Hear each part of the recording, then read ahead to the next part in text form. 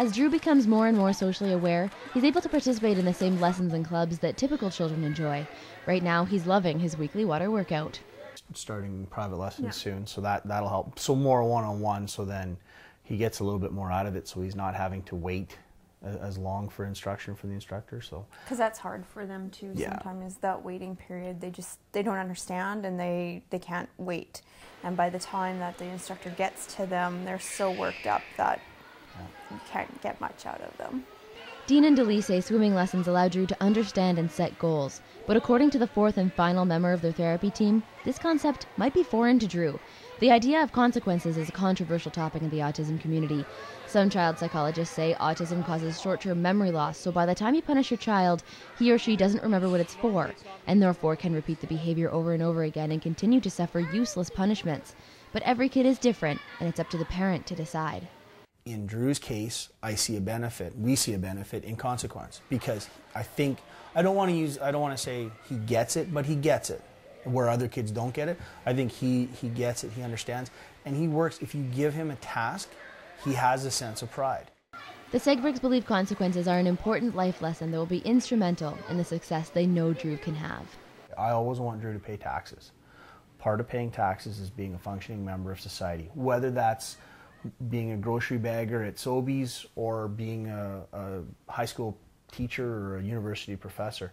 We need to get him simple consequences, like if you make a mess, you need to clean it up. Celebration is a big part of living with autism. The Segbergs celebrate the smallest of accomplishments Drew makes. Putting couch cushions back, finishing a game, or pulling on his socks are all cause for a cheer. But for his 3-year-old brother Dane, this can be frustrating. Dane is a neurotypical child, and as such requires a completely different parenting style. Although it's not happening quite yet, the Segbergs are preparing for the "that's not fair" argument. Dane's as bomb-proof as a kid as you can find. He's very outgoing. He marches to his own beat for sure. But I mean, he does get upset because Drew gets a lot of attention. Not necessarily from us, but a lot of aides and workers come into the house and do stuff. And Dane wants to be part of that. He's because seeing that. It's kind of neat because he looks up to his big brother. He doesn't learn things from his big brother like normal little brothers do. In this household, typical brother roles are reversed. Drew's speech has come along dramatically since Dane started talking, and right now, he's teaching his big brother how to potty train, and probably still gets less praise for it than he deserves. So trying to keep him and keep his self-esteem up, obviously he's a pretty confident kid. We don't have to worry about self-esteem, but in a lot of households though, the neurotypical kids become the forgotten children. It's not intentional, but most parents say it's hard to divide attention fairly when they don't require equal amounts. The Segbergs are also preparing for when Dane passes Drew completely on a social level. One of the saddest things, and it broke my heart, was last summer, was the neighborhood. Obviously, it's a younger neighborhood, and there's a lot of little kids that are around their age and are out there playing. And the kids were out in the middle boulevard there, and they were running around playing, having a good time playing soccer. And to see our kids literally locked up in the backyard, and they were looking through the gate here, and they had their hands on the bars, and they were looking out, and they wanted to play so bad with those kids. You could see that. But you can't necessarily let them just go be kids, because one of us would have to be there.